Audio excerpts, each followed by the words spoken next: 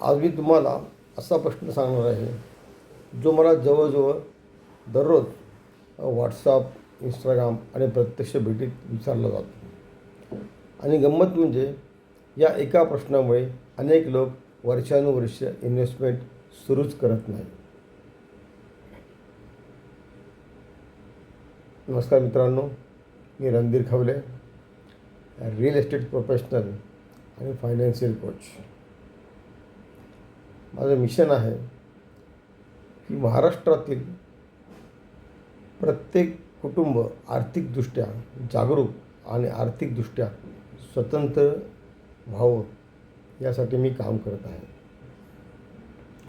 अनेक लोक मला प्रश्न विचारतात, सर SIP सुरू करण्यासाठी किमान किती पैसे लागतील? आणि त्यामागे एक भीती असते की माझ्याकडे खूप पैसे नाहीत, त्यामुळे मी अजून तयार नाही. पण ही सर्वात मोठी चूक त्यांच्याकडनं होती. ह्या समज आहे त्यांचा हा चुकीचा. मित्रांनो, इन्व्हेस्टमेंटची सुरुवात मोठ्या रकमेने होत नाही, ती एका मोठ्या निर्णयाने होते. आज अनेक म्युच्युअल फंड्समध्ये अगदी कमी रकमेपासूनही SIP सुरू करता येते. महत्त्वाची गोष्ट म्हणजे रक्कम किती आहे हे महत्त्वाचं नाही, सवय आणि सातत्य किती आहे हे महत्त्वाचं आहे. 500 रुपयाची नियमित SIP अनेकदा 5,000च्या अनियमित इन्व्हेस्टमेंटपेक्षा जास्त परिणामकारक होऊ शकते. लक्षात ठेवा, लोक श्रीमंत होतात कारण ते योग्य वेळी सुरुवात करतात. परफेक्ट टाईम नसतो, परफेक्ट डिसिजन असते. आजची छोटी सुरुवात उद्याची मोठी संपत्ती बनू शकते.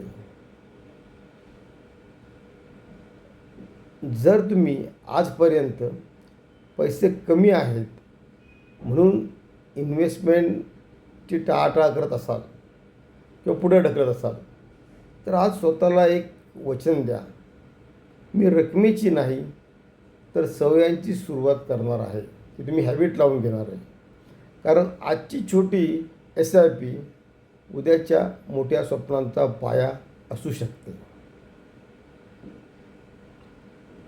आता तुमच्यासाठी माझा एक प्रश्न आहे की तुमच्या फायनान्शियल प्लॅनिंग किंवा इन्व्हेस्टमेंटबद्दल सर्वात मोठा तुम्हाला पडलेला प्रश्न कोणता आहे हे तुम्ही मला कमेंट बॉक्समध्ये लिहा किंवा डायरेक्ट मेसेज करा. मी तुम्हाला त्यावरती मार्गदर्शन करेन. कदाचित माझा पुढचा व्हिडिओ तुमच्या विषयावरती असू शकेल.